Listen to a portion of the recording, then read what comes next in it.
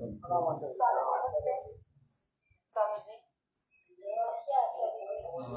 सब। मंत्र पाठ। ओम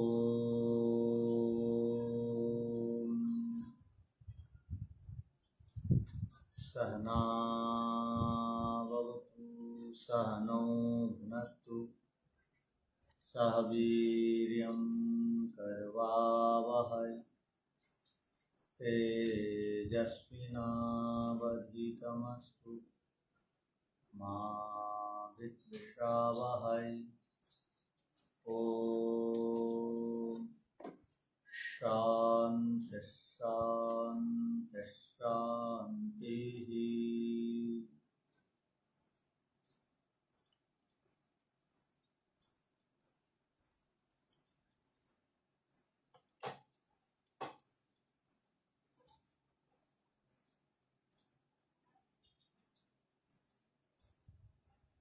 पंचम अध्याय सांख्य दर्शन और हम पढ़ रहे थे 81वां सूत्र।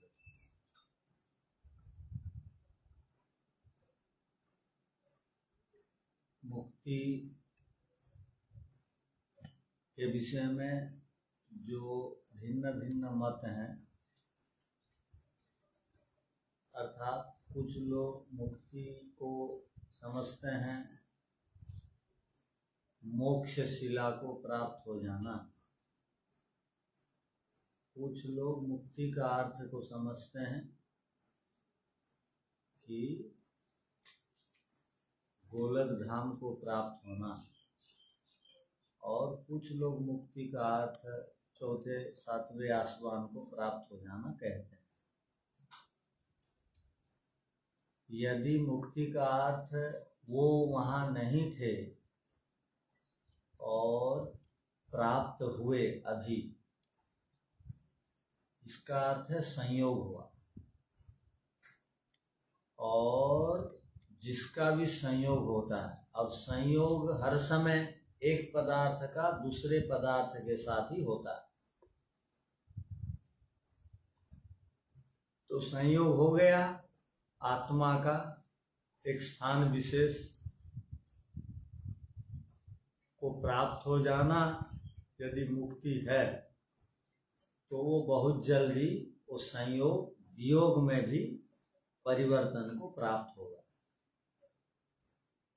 अतः यहाँ कहा गया किसी एक देश विशेष को प्राप्त हो जाने को मुक्ति नहीं कहना चाहिए।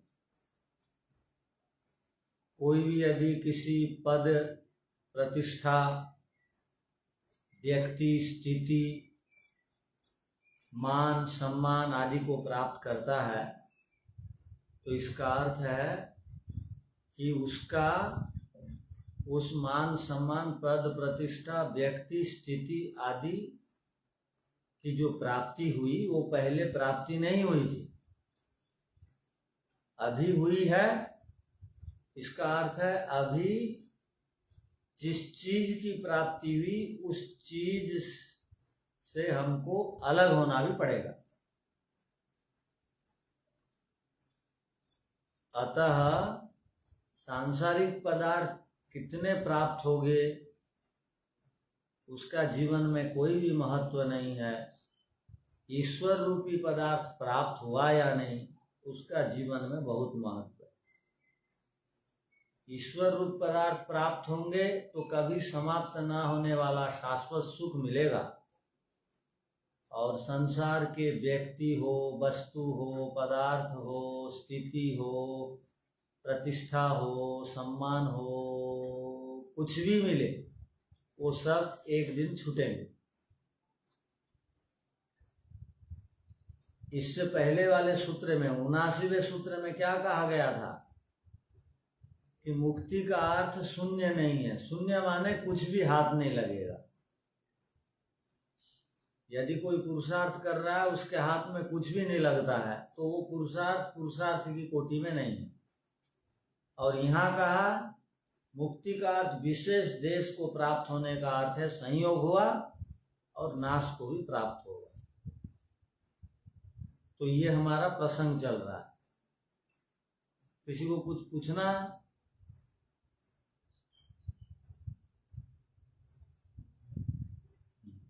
नहीं पूछना है तो चलो आगे बढ़ते हैं। आचार्य जी नमस्ते। हाँ जी। आचार्य जी एक बात पूछनी थी छोटी सी। आप कई बार ये उदाहरण देते हो मुंबई का लड्डू, ये मतलब एग्जाम्पल मुझे समझ में नहीं आया। मुंबई का लड्डू कैसा क्या होता है जो उसका आप उदाहरण देते हैं कई बार? बड़ा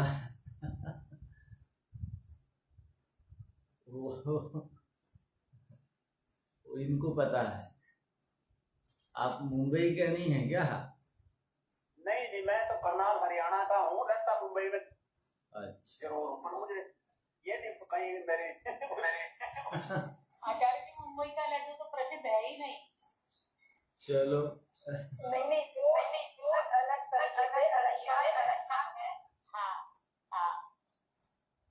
अलग अलंकार है कि मुंबई देखने में बहुत सुंदर दिखता है, लेकिन जाते हैं ना तो पता है, मतलब वहाँ रहते हैं तो पता चलता है कुछ नहीं है वहाँ पे।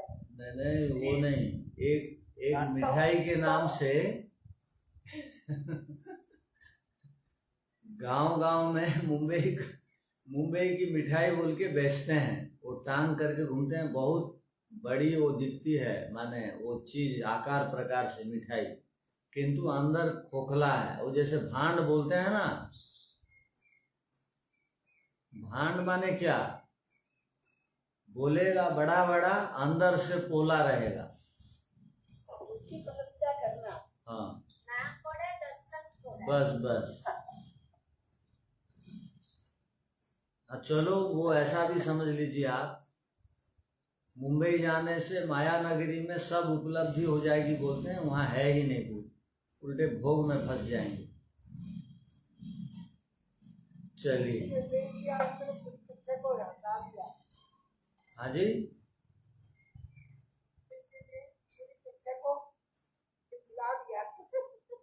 अच्छा ठीक है। अब एक अवश्य जानने वाला विषय आ रहा है। अब देखिए पुनः, न भागी योगो भागस्य, माने मुक्ति और किसे नहीं कहना चाहिए, भागी के साथ युक्त हो जाने को मुक्ति नहीं कहते हैं। भागी के साथ भाग का जुड़ जाना मुक्ति नहीं है। ये सूत्र का अर्थ हो गया संक्षेप से। यदि कोई ऐसा मानता हो कि भागी है ईश्वर, भाग है जीवात्मा, और वो जीवात्मा मुक्ति में, जीवात्मा अपने आप में सत्ता वाला पदार्थ है, वो मुक्ति को जब प्राप्त करता है तो ईश्वर में जाकर के लय हो जाता है, और जिसका भी लय हो जाता है वो विनाश को प्राप्त हो जाता है। तो इस मामले में तो ठीक है, जीवात्मा की अस्तित्व वाला है, मुक्ति में गया तो अस्तित्व ही समाप्त हो गया, तो वह उस स्थिति को मुक्ति नहीं कहते हैं, और नहीं भी कहना चाहिए। उस स्थिति को मुक्ति भी नहीं कहते हैं। और भाग का अर्थ होता है ईश्वर सर्वव्यापक हैं और हम उनके किसी एक भाग में रहते हैं, इसलिए हमारा नाम भाग है। जीवात्मा को भाग क्यों कहा गया?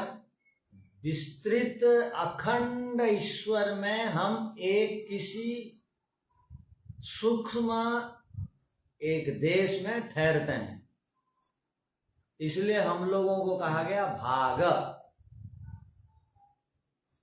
उनके विशाल विद्यमानता में, उपस्थिति में हम किसी एक भाग में रहते हैं। जैसे बहुत बड़ा हॉल है और उस हॉल में बैठते हैं 1000 लोग, तो तो ईश्वर हॉल के समान है, तो हॉल के एक भाग हो गया बैठने वाला, एक एक एक एक एक एक। वैसे ही हम भी विशाल ईश्वर रूपी भवन में विद्यमान एक भाग है। भाग का अर्थ ऐसा लेना चाहिए, अंश इव अंश, ना कि वास्तविक अंश। क्या? अंश के समान, गौण अर्थ में ईव गौण अर्थ को बता रहा है, अंश के समान अंश मानो, न कि वास्तविक जो आजकल भौतिक दृष्टि से अंश कहा जाता है वैसे भाग हम नहीं है। जैसे ये केला का टुकड़ा, ये सेव का टुकड़ा,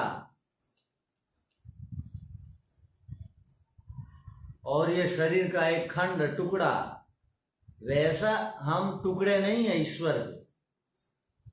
जैसे पृथ्वी का ये टुकड़ा है, पृथ्वी का टुकड़ा क्या है? एक पत्थर, एक भूमि का भाग। तो वैसे ईश्वर के टुकड़े हम लोग नहीं हैं। आचार्य शंकर जी वेदांत दर्शन में उन्हीं की पंक्ति है, अंश ही व अंश।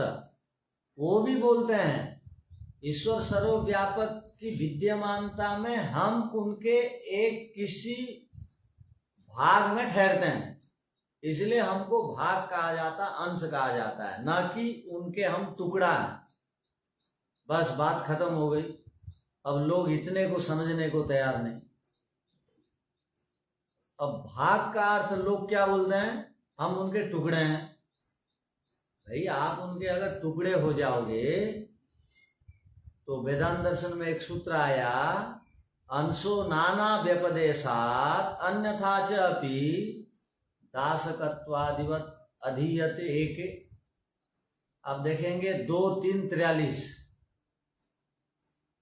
वेदांत दर्शन के दूसरा अध्याय का तीसरा पाद का 43 नंबर सूत्र में कहा गया है, यदि हम ईश्वर के अंश अर्थात वास्तविक टुकड़ा अपने आप को मानेंगे तो क्या होगा?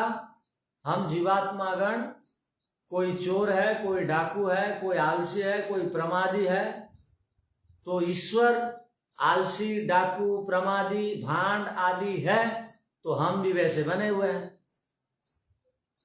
क्योंकि जिसका जो खंड होगा वो खंडी का ही गुण खंड में आएगा, अंशी का ही गुण अंश में आएगा, धर्मी का ही गुण धर्म में आएगा।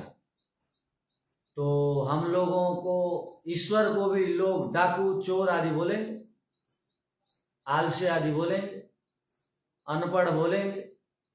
दुनिया में बहुत सारे अनपढ़ हैं। तो लोग, कुछ लोग इसी को समझाने के लिए वो भ्रम माने संशय उत्पन्न कर देते हैं। अविद्या के कारण हम ऐसा बने रहते हैं, जब विद्या का उदय हो जाता है तो उस समय ठीक हो जाते हैं।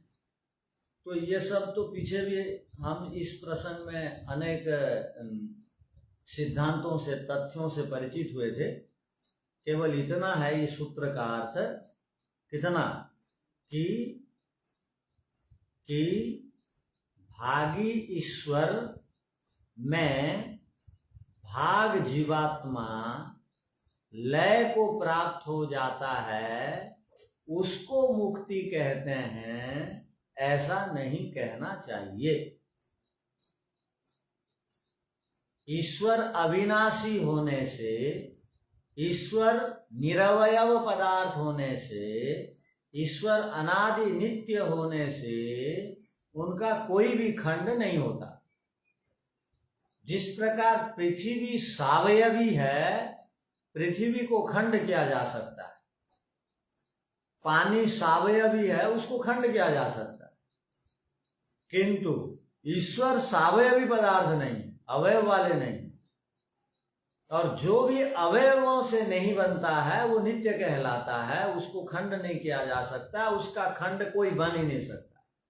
तो जब भी कोई भाग, अंश, खंड आदि के विषय में बात आए तो उसका अर्थ क्या लेना चाहिए?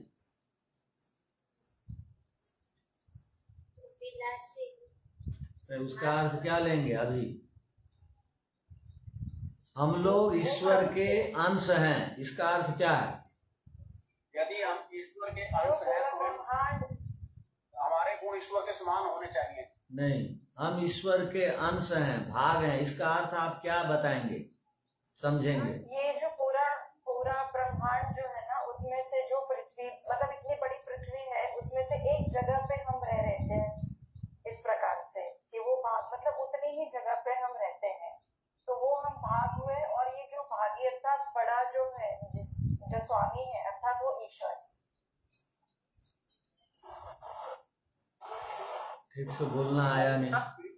ईश्वर के एक भाग में हम रह रहे हैं, अर्थात जितना बड़ा ये ब्रह्मांड है उसके एक भाग के अंदर, जैसे घर में एक कोने में कोई बैठा हुआ है, वो एक भाग में बैठा है, इसी प्रकार से ईश्वर जो सर्वत्र है, ईश्वर की जो ये प्रकृति है सर्वत्र, उसके एक भाग में हम रह रहे हैं।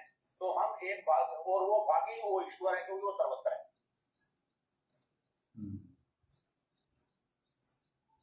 टुकड़े नहीं है, भागी हैं, हम भागी हैं तो ईश्वर के सारे गुण हमारे अंदर आएंगे ना आचार्य जी। ईश्वर सर्वव्यापक है, सच्चिदानंद है, सारे गुण तुम्हारे अंदर नहीं है। भागी के अंदर भागी के गुण भाग के अंदर सारे आते हैं, तुम्हारे अंदर सारे गुण तो नहीं है ना ईश्वर के। तो आपने इस प्रश्न को यहाँ क्यों कहा? वो प्रमिला माता जी बोल दी इसलिए क्या? सुमना जी,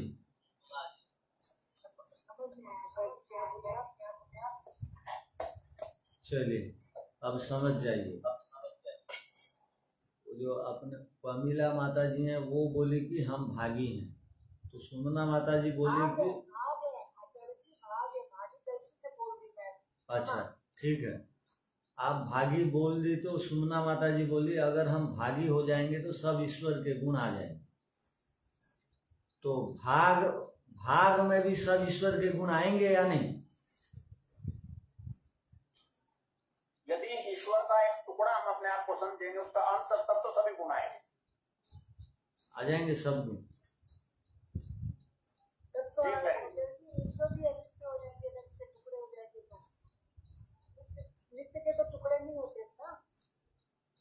चलिए, तो हम लोग अंश का अर्थ क्या लेना है, हम लोगों ने ये बताया जा रहा है। अंश का अर्थ ईश्वर सर्वत्र विद्यमान है, वो सर्वव्यापक हैं, और उन्हीं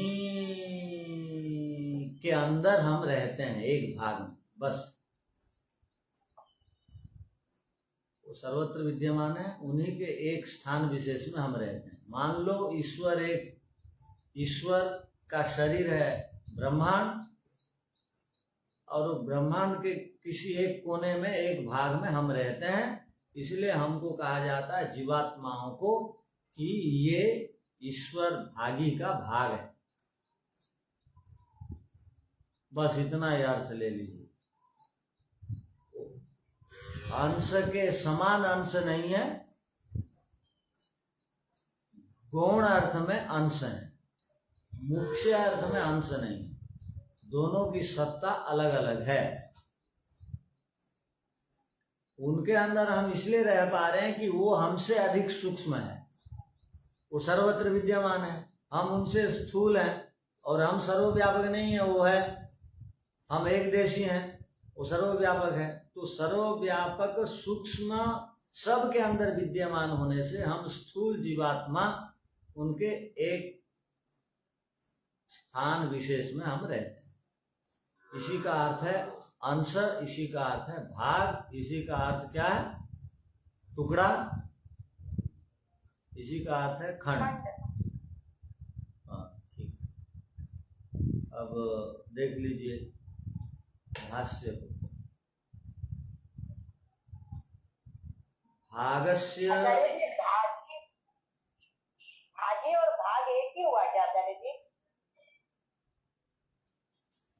भागी माने ईश्वर, भाग माने जीवात्मा, एक नहीं है।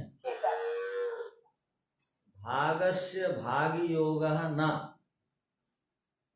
भागस्य अंशस्य अंशरूप जीवात्मनो भागिनी अंशिनी परमात्मनि योगः संयोगो लयो वा न मुक्तिर युज्यते।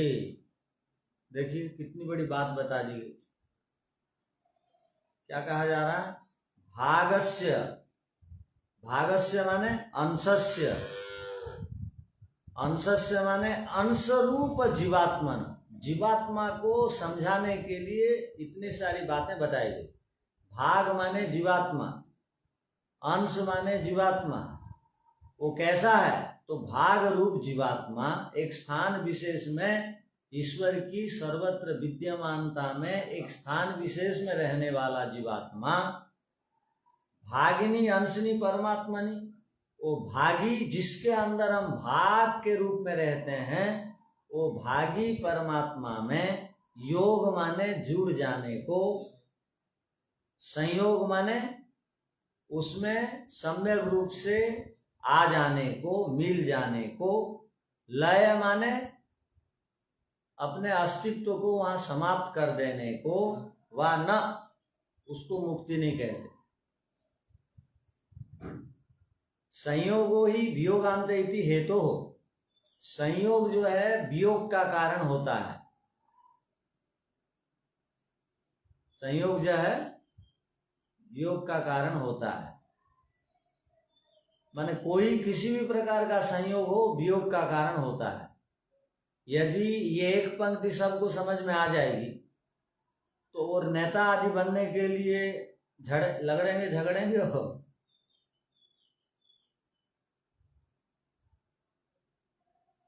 झगड़ेंगे। दर्शनों को यदि नेता लोग समझ ले तो लड़ाई झगड़े बंद हो जाएंगे। हाँ, माने हर दिन के लिए कोई जुड़ेगा नहीं। मान लीजिए ये बहुत बड़ी समस्या है, कोई किसी पद में चला भी गया, परमानेंट तो कोई पद होता नहीं है, वहां से हटना पड़ता है। चले भी गया और वहां का सुख भोग भी लिया, अब जब वो वहां से हटता है तो इतना वो दुखी हो जाता है। तो आप में से कोई दुखी नहीं हुए हैं तो छोड़ो। यदि इतना दुखी हो जाता है, इतना दुखी हो जाता है जब पद छोड़ता है तो वो बेचारा डिप्रेशन में चला जाता है। बहुत लोग डिप्रेशन में चले जाते हैं रिटायर होने के बाद। ठीक बात। तो इसलिए हर एक संयोग, इसलिए कोई बड़ा पद प्रतिष्ठा में न जाए तो अच्छा है। इसका मतलब कहीं का पद ही न लिया जाए। माने किस दृष्टि से कह रहे हैं हम? योग साधकों के लिए कह रहे हैं, योग साधकों के लिए कह रहे हैं। तो यही है ना आचार्य जी, पद लेना कोई बुरी बात नहीं है, लेकिन त्याग पूर्वक कहीं आप योग साधकों को अभी जो जितने पढ़ने वाले हैं, कोई तो ऐसे और युवावस्था में तो है नहीं, अभी क्या और पद आदि के चक्कर में अब मत लीजिए, कहीं कुछ मिलता है तो वो कह रहे हैं।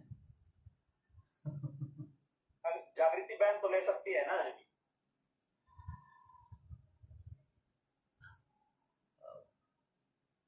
कोई बड़ा पद मिलता है तो लीजिए, हमको भी लाभ होगा। चलिए, तो आत्मनाशा, यदि संयोग हो गया तो वियोग होगा जरूर। वियोग हुआ इसका अर्थ है आत्मा का नाश हो गया, क्योंकि वियोग का अर्थ है लय होना। लय होना का अर्थ है जो जिस अस्तित्व में हम थे और उस अस्तित्व में नहीं है, तो नाश की संभावना है।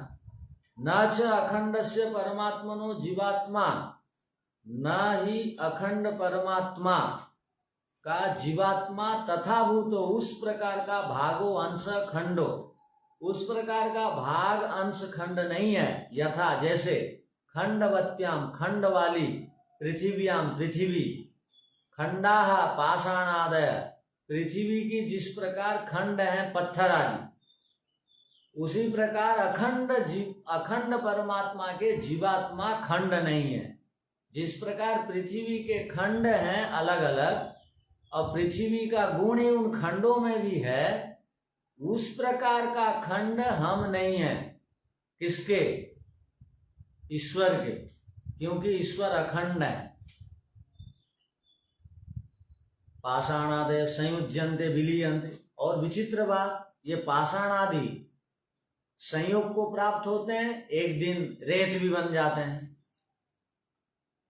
अब नदियों में जब एक के ऊपर एक रेत के कण बढ़ते बढ़ते जाते हैं, वहां अगर पानी का संसर्ग कम हो जाता है और उसको रेतों को पानी नहीं बह लेता है, बहा के नहीं ले जाता है, तो वही आगे चल करके पहाड़ का, पर्वत का रूप लेता है। कैसे लेता है? वो एक के ऊपर एक रेत जमा हो गया तो ऊपर भारी हो गई, भारी हो जाने के बाद उसको और कोई हिला नहीं सकता। वो धीरे धीरे धीरे 50,000 साल के बाद, लाख साल के बाद पहाड़ के रूप में बदल जाता। तो जितने भी पहाड़ हैं अभी, शायद वहां पर नदियां थी पहले,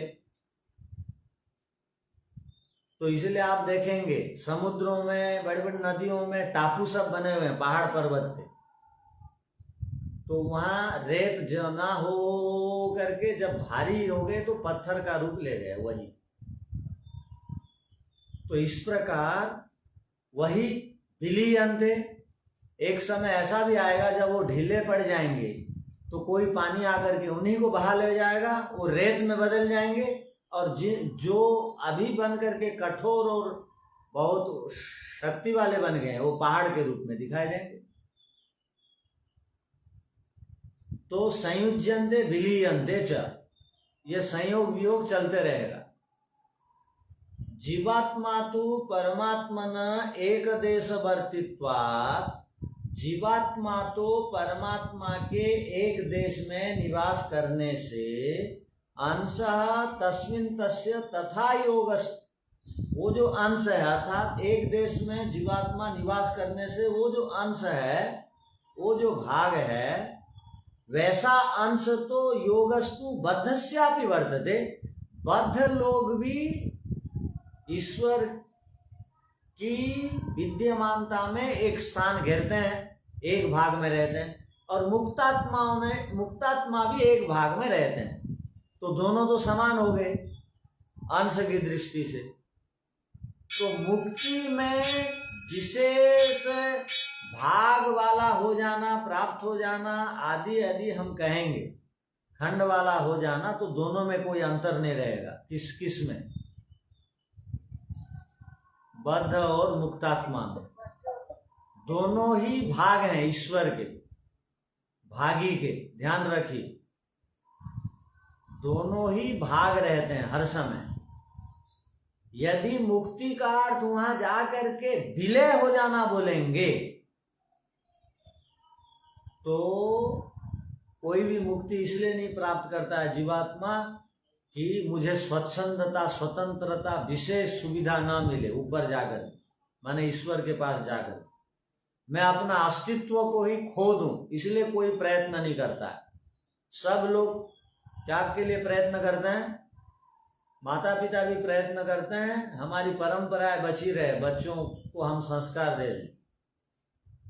शिक्षिता माता और शिक्षक पिता ये चाहते हैं हमारी परंपराएं, प्राचीन परंपराएं, ऋषियों की परंपरा वो बजाय रहें, नष्ट ना हो जाए। तो हर एक आत्मा यही चाहेगी कि मैं मुक्ति में जाकर के खत्म हो जाऊं, ऐसे नहीं, सब सुविधाओं को प्राप्त करूं। हमारी बातों को उन लोगों ने नहीं समझा। किन लोगों ने? मुसलमानों ने। उनका मुक्ति का अर्थ क्या पता है? वो वहां पर जाते हैं जन्नत में, हुरों को प्राप्त करते हैं, अप्सराओं से मजा लूटते हैं। ये देखो विचित्र बात। और हमारी मुक्ति का अर्थ क्या है? हम मुक्ति में जाते हैं, शरीर आदि बंधन से छूट जाते हैं और जहां घूमना चाहते हैं घूमते हैं, किंतु दुख से हम रहित रहते हैं। किंतु उनका मुक्ति का अर्थ क्या है? वो हमारे शास्त्रों की पंक्तियों को समझने के लिए प्राणायाम और ध्यान और तप की आवश्यकता है। वो ऊपर ऊपर अर्थ कर देता है, जो ऐसा ही अर्थ निकलता है। एकांत में बैठ करके अर्थ करने से ये अर्थ नहीं निकलेगा अप्सराओं को भोगेंगे। यहाँ थोड़ी कम है अप्सराएं या पूरे, यहाँ कम है का अर्थ क्या है? एक से एक विषय वासना है ईश्वर ने मुक्ति तक को प्राप्त करने के लिए दिए हैं, उनको आप भोगिए ना जीवन जीने के लिए जितनी आवश्यकता है। अधिक की तो बात नहीं यहाँ पर कही जा रही है, किंतु बिना भोग के भी तो काम नहीं चलेगा, क्योंकि प्रकृति का दो है कार्य, सृष्टि का प्रयोजन दो है, एक भोग भी देना, एक अपवर्ग भी देना। हाँ, बस भोग करते समय त्याग पूर्वक करते हैं। त्याग पूर्वक का अर्थ क्या है? उसमें आसक्त ना होना, लिप्त ना होना। उसमें त्याग पूर्वक का अर्थ कैसे समझाएंगे दूसरों को? ये मेरा नहीं है। त्याग पूर्वक का अर्थ कैसे समझाएंगे? इसमें आसक्ति न रखना, आसक्ति इस मैंने ये किया तो ईश्वर इसके फल ये देंगे मुझे, ऐसा नहीं। चलो, त्याग पूर्वक का अर्थ ऐसा ही समझेंगे।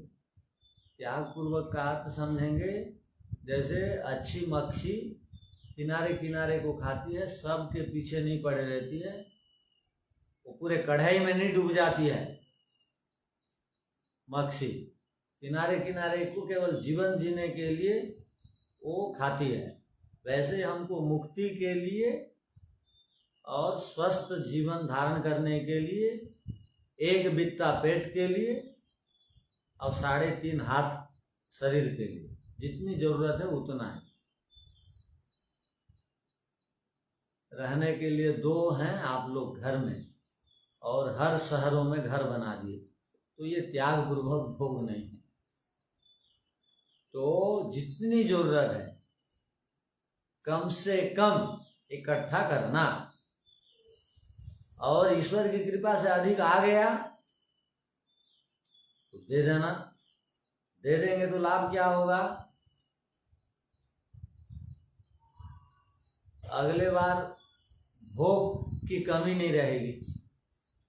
जब अगले बार वापस आएंगे लौट करके, तो वहां भोगों की कमी नहीं रहेगी। तो ये एक बड़ा लाभ है। तो सूत्र का अर्थ लिखिए।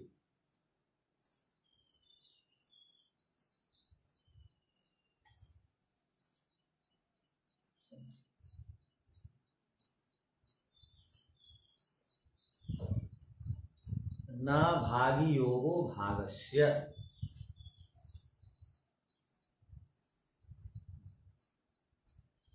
ये भी मुक्ति नहीं है।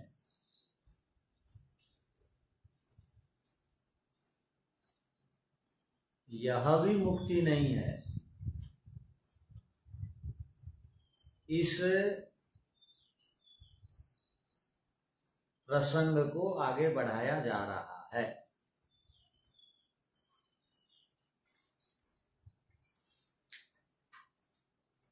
सूत्र में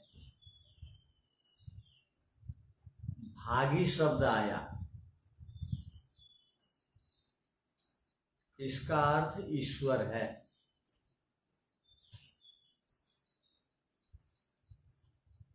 इसी प्रकार सूत्र में भाग शब्द आया,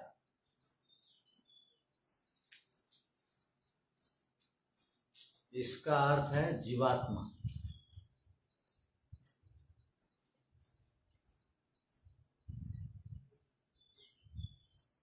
भागी ईश्वर के साथ,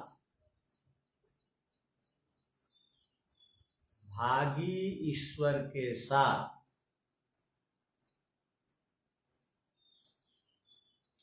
भाग जीवात्मा का, भाग बराबर जीवात्मा, भागी बराबर ईश्वर, ऐसा लिख दीजिए। भाग जीवात्मा का युक्त बराबर जुड़ना, बराबर मिलना, बराबर जुड़ना, बराबर मिलना, अर्थात युक्त हो जाना भी मुक्ति नहीं है।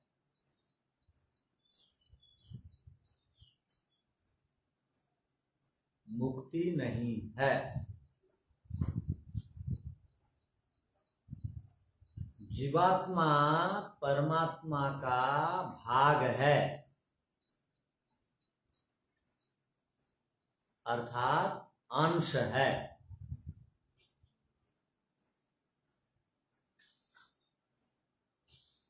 किंतु अंश का अर्थ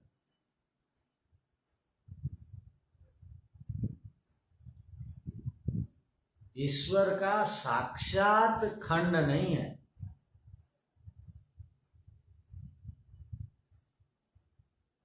भाग नहीं है। तो अंश का क्या अर्थ है? प्रश्नवाचक। अंश का क्या अर्थ है? अंश का अर्थ है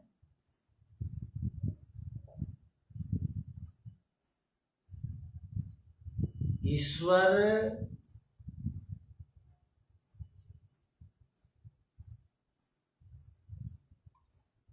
की विद्यमानता में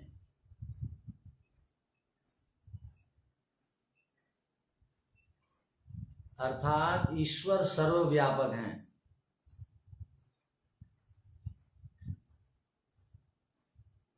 वह सर्वत्र विद्यमान है।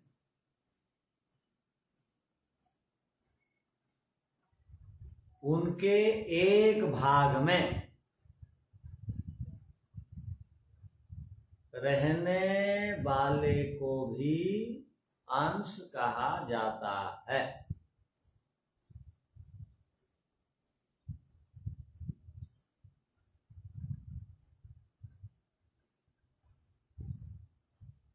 अर्थात जीवात्मा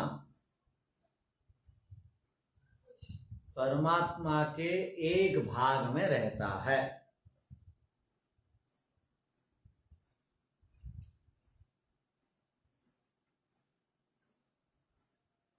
एक भाग जो है अल्प विराम, एक भाग जो है उस एक भाग को अंश कहा जाता है।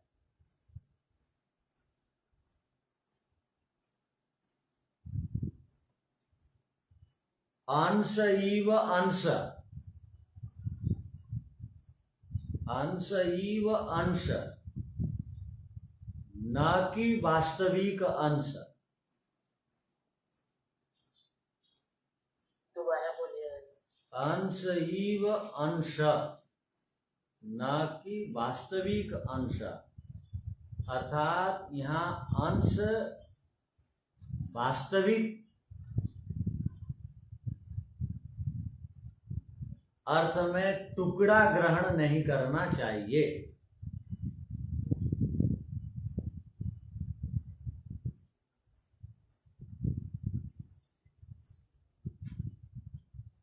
यहाँ गौण अर्थ में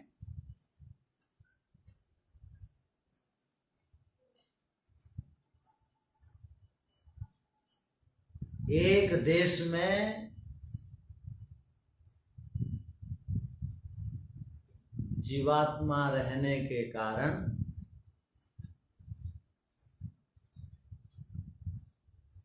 उसको भाग या अंश कह दिया गया।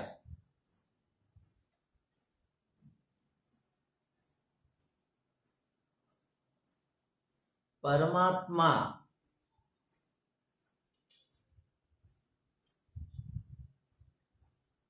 कारण पदार्थ हैं,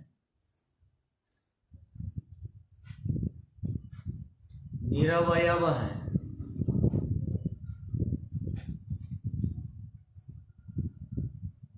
और अविनाशी नित्य हैं।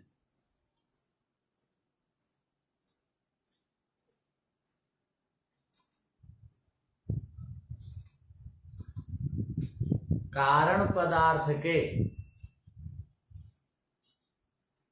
कोई भी अंश नहीं होता।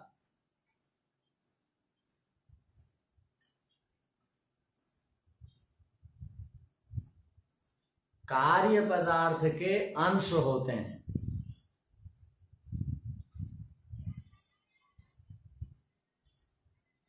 और वे सावयवी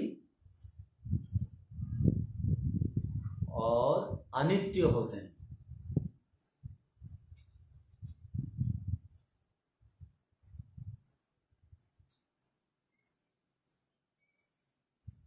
परमात्मा के एक भाग में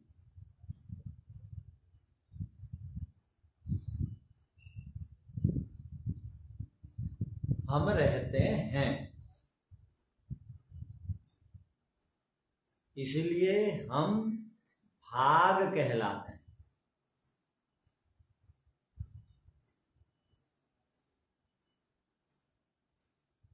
कोई ऐसा कल्पना करे कि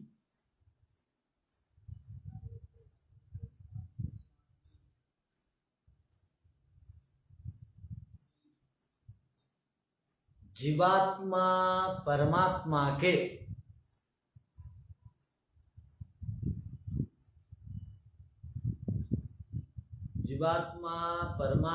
के साथ जुड़ जाए,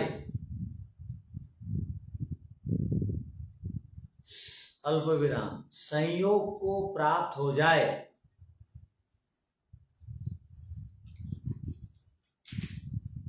इसी का नाम मुक्ति है।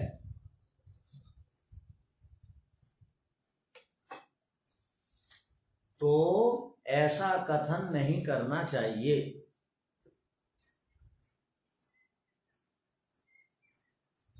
अर्थात जीवात्मा का परमात्मा के साथ युक्त हो जाना, बराबर जुड़ जाना मुक्ति नहीं है।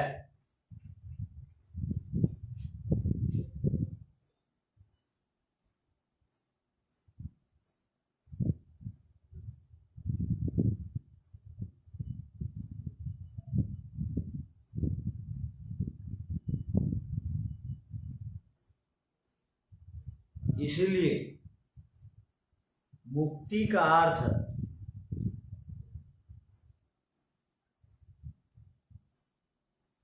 अंश का अंशी के साथ योग हो जाना,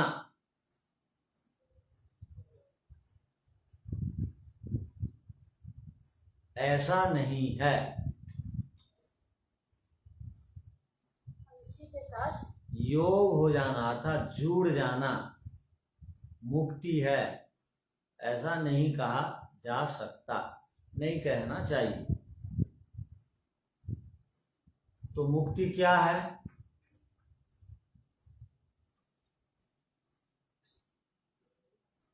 योग हो जाने का अर्थ क्या है? योग हो जाने का अर्थ क्या है? एक तो योग का अर्थ होता है मिल जाना,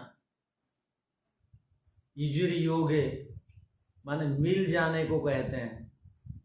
तो कभी भी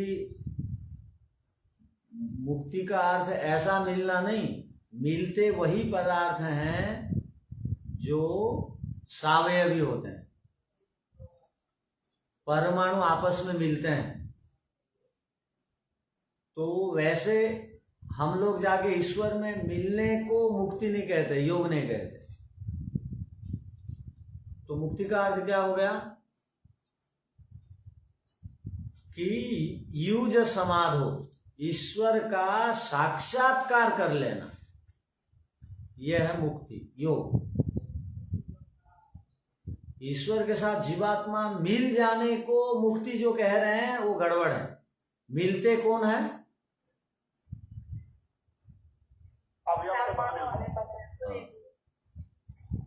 तो जो धातु हैं वो सब धातुओं को योग के अर्थ में लगा देंगे तो काम नहीं चलेगा।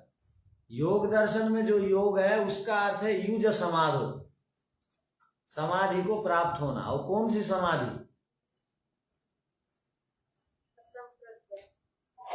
अंतिम समाधि को प्राप्त हो जाना योग है, ईश्वर साक्षात्कार। तो ईश्वर साक्षात्कार होने के बाद ही उसको मुक्ति मिलेगी।